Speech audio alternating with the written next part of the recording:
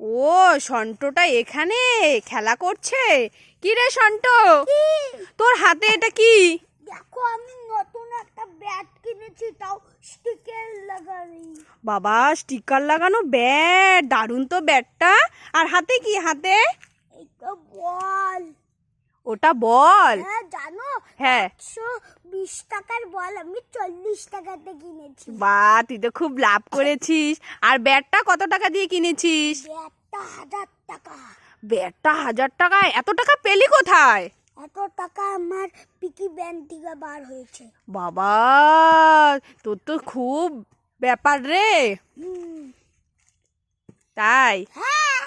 ও, তো কার সঙ্গে খেলছিস? একাই একাই? তুমি বল মারো একটা, আমি ছাড় দেবো। আচ্ছা ঠিক আছে, এই নে।